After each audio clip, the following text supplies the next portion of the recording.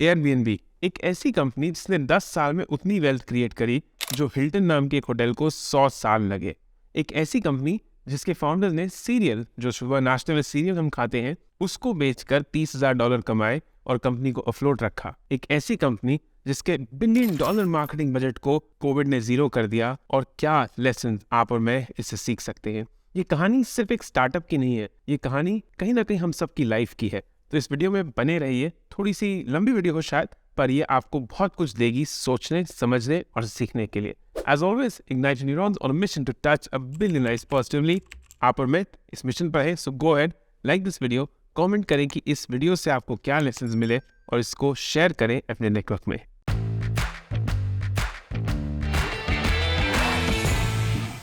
Airbnb के founder Brian Chesky ने अभी कुछ दिनों पहले एक इंटरव्यू दिया। उस इंटरव्यू में उनकी जो कॉलेज टाइम की फोटो थी वो दिखाई गई। उस फोटो के नीचे लिखा था, I am sure I will amount to nothing. लेकिन आज 10 साल बाद his own worth is I think $10 बिलियन+ एंड उनकी कंपनी एयरबीएनबी वर्ल्ड की उन टॉप कंपनीज में है जिन्होंने एक ऐसी मार्केट को डिसरप्ट किया which seemed really hard to do. एक ऐसी मार्केट जहां इन्वेस्टर्स ने उनको ना के बाद ना बोलते गए, क्योंकि दे थॉट कि इसका तो मार्केट साइज इतना नहीं है, इस इंडस्ट्री में तो कोई पॉसिबिलिटी नहीं है, या कोई भी अपना घर किराए पे किसी को क्यों देगा 1 रात 2 रात या 5 रात के लिए। ये सारे जो डाउट्स क्रिएट हुए थे एयरबीएनबी की एग्जिस्टेंस से पहले, वो बताते हैं कि कैसे कभी कभी जब हम कुछ करना चाहते हैं तो it's all in our head. हमारे parents, investors, friends, colleagues, husbands, wifes, दोस्त, किसी की भी बात कर लीजिए, वो बिलीव नहीं करते कि हम जो कर रहे हैं वो कितना अकम्पलिशमेंट है, वो जो हम कर रहे हैं उससे हम क्या कुछ अचीव कर सकते हैं। जो डाउट है वो उनके मन में होता है, उस डाउट को अपने मन तक नहीं पहुंचने दीजिए।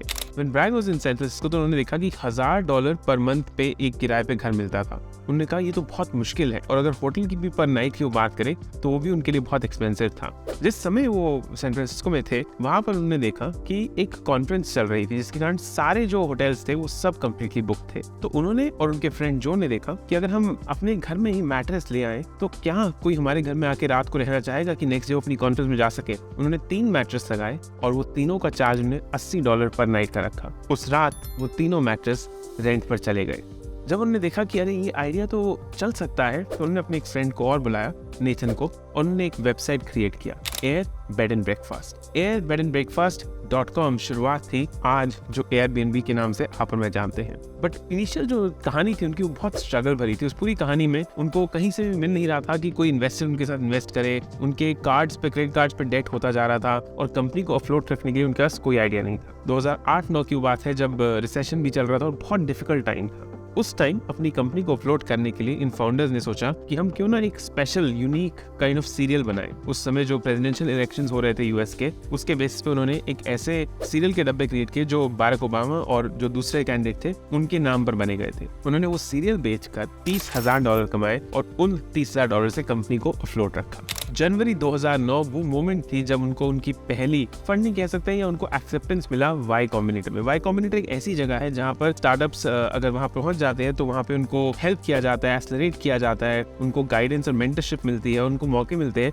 इन्वेस्टर्स को पिच करने के लिए। लेकिन बहुत ही स्ट्रगल भरा टाइम था क्योंकि कोई भी इन्वेस्टर उनके बिजनेस आइडिया में, उनके इस अप्रोच में कि कैसे एयरबीएनबी कुछ क्रिएट कर सकता है, कोई विश्वास नहीं कर रहा था। But throughout this journey Brian, जो और नेथन ने, उन्होंने हिम्मत नहीं हारी। उन्होंने हमेशा ये समझा कि हम कुछ अच्छा कर रहे हैं, we want to build something that people will actually love. एक इंटरव्यू में ब्रायन कहते हैं कि कैसे होटल्स में हिल्टन नाम का जो होटल है उसने वो वेल्थ क्रिएट करने में 100 साल लगाए जो एयरबीएनबी में 10 साल में क्रिएट हो गई। वो कहते हैं कि 5 स्टार एक्सपीरियंस तक तो अपने कस्टमर को ले जा सकते हो, बट क्या आप सोच सकते हो कि 6 स्टार एक्सपीरियंस क्या होगा? क्या आप सोच सकते हो कि 7 स्टार एक्सपीरियंस क्या होगा? क्या आप सोच सकते हो 8 स्टार एक्सपीरियंस क्या होगा? 9 स्टार एक्सपीरियंस क्या होगा?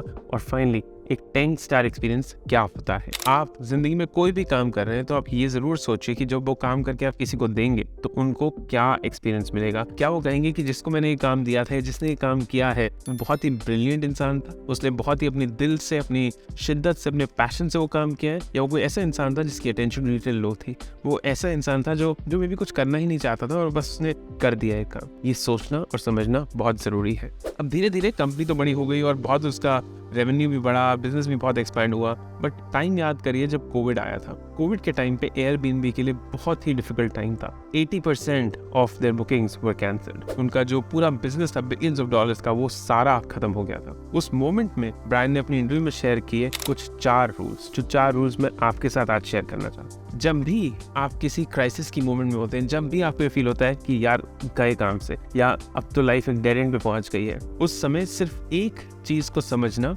और उसको समझाना सबसे मुश्किल होता है। दैट इज द हार्डेस्ट, और वो है आपकी अपनी साइकोलॉजी। आप कैसे इस मोमेंट में अपने आप को ट्रीट कर रहे हैं, आप कैसे इस मोमेंट को फेस कर रहे हैं, और आप कैसे इस मोमेंट से बाहर निकलने की कोशिश कर रहे हैं। ब्रायन ने भी उस समय 4 चीजें बोली थी इस इंटरव्यू में, जो मैं आपके साथ शेयर करता हूँ। पहली चीज, जब भी क्राइसिस का टाइम हो तब भी स्टे ऑप्टिमिस्टिक। अपना जो ऑप्टिमिज्म है ना, उसको खत्म नहीं होने दीजिए, क्योंकि अगर ऑप्टिमिज्म खत्म हो जाएगा तो आप किसी भी चीज का सोल्यूशन नहीं निकाल पाएंगे। आपके सामने जो प्रॉब्लम खड़ी होगी वो इतनी बड़ी हो जाएगी कि आप कहोगे यार ये तो सॉल्व हो ही नहीं सकती, मैं कुछ कर ही नहीं सकता। आपको एक्सेसिवली ऑप्टिमिस्टिक होना जरूरी नहीं है, लेकिन आपको ये समझना बहुत जरूरी है कि optimism is still a basic necessity. Realism और ऑप्टिमिज्म को कहीं ना कहीं बैलेंस करना सीखना बहुत इंपॉर्टेंट है। क्राइसिस के मोमेंट में दूसरी चीज जो बहुत इंपॉर्टेंट है वो है कि आपको डिसाइसिव होना पड़ेगा। जब भी आपकी लाइफ में कोई क्राइसिस आता है तो डिसीजन लेने में घबराइए मत। डिसीजन ले लिया, उसके बाद पीछे नहीं हटना। अब इसको मैं अपनी लाइफ से अगर रिलेट करूं, मैंने कुछ साल पहले सोचा था कि मैं नौकरी छोड़ रहा हूं। 2020 में पैंडेमिक के बीच में,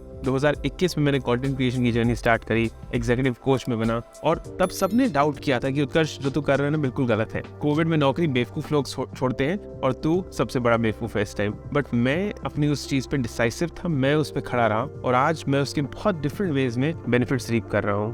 मैं एक कोच हूँ जो इंटरनेशनली लोगों को कोच कर पा रहा हूँ। मैं कहीं से भी काम कर सकता हूँ, रिमोट वर्क कर सकता हूँ, मेरे को किसी ऑफिस की फिजिकल स्पेस की नीड नहीं है। मैं कंटेंट क्रिएट करता हूँ, आप लोगों से बात कर पाता हूँ। तो I think it's a very valuable lesson that in that moment be decisive. तीसरी चीज जो बहुत इंपॉर्टेंट है, बी करेजियस। अगर आप डर कर खेलोगे ना तो डर के आगे जीत नहीं होती, डर के आगे गड्ढा ही होता है। जीत के लिए आपको करेजियस होना बहुत जरूरी है। जीत के लिए आपको ये समझना बहुत जरूरी है कि मैं क्यों कर रहा हूँ, कहाँ जाना चाहता हूँ, और मुझे निडर होना पड़ेगा। मुझे उस फियर को खत्म करना पड़ेगा और अपने अंदर वो हिम्मत लानी पड़ेगी कि मैं ये कर सकता हूँ, मुझे खुद पे विश्वास है। बट करेज किस चीज पे लीन करेगी? करेज लीन करेगी सिर्फ फजी और फ्लफी शब्दों पे नहीं। करेज लीन करेगी आपकी वैल्यूज पे। क्या ऐसी वैल्यूज है जो लाइफ में आप नॉन नेगोशिएबल समझते हैं?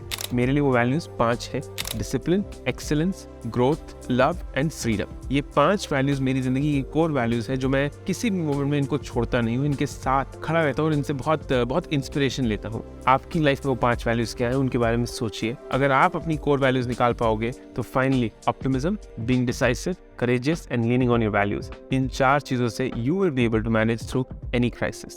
Airbnb आज भी एक ब्यूटीफुल कंपनी है। उन्होंने बहुत लोगों को ले ऑफ किया, बहुत मुश्किल टाइम था वो कंपनी के लिए, but they have gone through that, they have survived that and they are thriving now again. I hope ये वीडियो आपको पसंद आया हो। इसमें हमने Airbnb की कहानी शेयर करी, उनसे मिलने वाले 4 लेसन शेयर किए।